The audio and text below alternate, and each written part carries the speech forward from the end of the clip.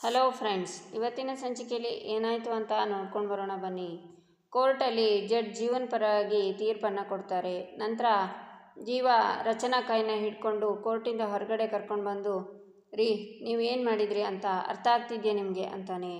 ನಾನು ಎಲ್ಲನೂ ಚೆನ್ನಾಗಿ ಅರ್ಥ ಮಾಡ್ಕೊಂಡೇ ಬಂದಿರೋದು, ನೀವು ಸ್ವಲ್ಪ ಪರಿಸ್ಥಿತಿನ ಅರ್ಥ ಮಾಡ್ಕೊಳ್ಳಿ, ಆಮೇಲೆ ಯಾಕೆ ಹೀಗೆ ಅಂತ ನಿಧಾನ ಕೂತ್ಕೊಂಡು ಡಿಸ್ಕಸ್ ಮಾಡಿದರೆ ಆಯಿತು ಅಂತಾಳೆ ರಚನಾ. ಆಗ ಬಾಲ ಮತ್ತು ಕೃಷ್ಣ ಬರ್ತಾರೆ. ಜಟಿಲ್ ಚೀಟಿಂಗ್ ಕಣೋ ಇದು ನಿನ್ನಿಂದ ನಾನು ಎಕ್ಸ್ಪೆಕ್ಟ್ ಮಾಡಿರಲಿಲ್ಲ ಅಂತಾನೆ ಬಾಲ. ನಾನು ಎಕ್ಸ್ಪೆಕ್ಟ್ ಮಾಡಿರಲಿಲ್ಲ ಅಂತಾನೆ ಜೀವ.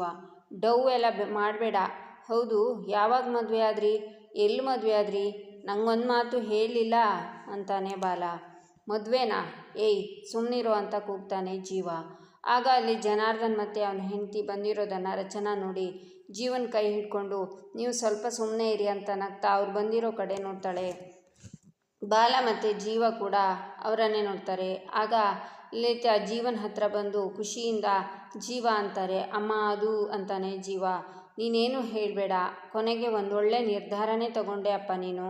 ರಚನಾ ನಿನಗೆ ಸರಿಯಾದ ಜೋಡಿ. ನಾನು ರಚನಾನ ಮೊದಲನೇ ಸಲ ನೋಡಿದಾಗಲೇ ಅಂದ್ಕೊಂಡೆ, ಗಂಡ ಹೆಂಡತಿಯಾಗಿ ಇವರಿಬ್ಬರು ಪರ್ಫೆಕ್ಟ್ ಇರ್ತಾರೆ ಅಂತ.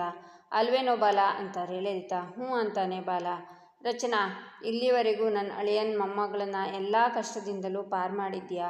ಇನ್ಮುಂದೆನೂ ಅವರಿಬ್ಬರಿಗೂ ಸದಾ ಬೆಂಗಾವಲಾಗಿರಮ್ಮ. ಆ ದೇವರು ನಿಮ್ಮಿಬ್ಬರನ್ನ 100 ಕಾಲ ಚೆನ್ನಾಗಿ ಇಟ್ಟಿರಲಿ ಅಂತಾರೆ ಲಲಿತಾ. ಆಗ ಜನಾರ್ದನ್, ಈ ನಾಟಕ ಎಷ್ಟು ದಿನ ನಡೆಯುತ್ತೆ ನಾನು ನೋಡ್ತೀನಿ ಅಂತಾರೆ. ಸುಣ್ಣ ಆದಮೇಲೂ ಬುದ್ಧಿ ಬಂದಿಲ್ವ ನಿನಗೆ ಅಂತಾನೆ ಬಾಲ. ನಿಮ್ಮ ಗೆಲುವು ಟೆಂಪ್ರವರಿ, ನನ್ನ ಗೆಲುವು ಪರ್ಮನೆಂಟ್, ಇಷ್ಟರಲ್ಲೇ ಅದು ಗೊತ್ತಾಗುತ್ತೆ ನಿಮಗೆ ಅಂತಾರೆ ಜನಾರ್ದನ್. ನಂತರ ಜನಾರ್ದನ್ ಮತ್ತು ಲಲಿತಾ ಅಲ್ಲಿಂದ ಹೋಗ್ತಾರೆ. ಆಗ ಅಲ್ಲಿಗೆ ವಜ್ರೇಶ್ವರಿ, ದೇವರಾಜ್, ತೇಜ ಬರ್ತಾರೆ. ನನ್ನ ಮಗಳು ನನ್ನ ಮೀರಿ ಏನೂ ಮಾಡಲ್ಲ ಅಂತ ನನಗಿನ್ನೂ ನಂಬಿಕೆ ಇದೆ ಅಂತ ರಚನಾನ ಕೈ ಹಿಡ್ಕೊಂಡು, ಬಾ ಮನೆಗೆ ಹೋಗೋಣ ಅಂತ ವಜ್ರೇಶ್ವರಿ ಕರ್ಕೊಂಡು ಬರ್ತಾರೆ. ಆಗ ಕೃಷ್ಣ ರಚನಾ ಕೈನ ಹಿಡ್ಕೊಂಡು, ನನ್ನನ್ನು ಬಿಟ್ಟು ಹೋಗಬೇಡಿ ಸ್ಟಾರ್ ಅಂತ ಹೇಳ್ತಾಳೆ. ಆಗ ರಚನಾ, ನನ್ನ ಮಗಳನ್ನು ಬಿಟ್ಟು ನಾನೆಲ್ಲಿಗೂ ಬರಲ್ಲ ಅಂತ ವಜ್ರೇಶ್ವರಿಗೆ ಹೇಳ್ತಾಳೆ. ಆಗ ವಜ್ರೇಶ್ವರಿ ಶಾಕ್ನಿಂದ ರಚನಾನೇ ನೋಡ್ತಾಳೆ. ಇಲ್ಲಿಗೆ ಈ ಸಂಚಿಕೆ ಮುಕ್ತಾಯವಾಗುತ್ತೆ.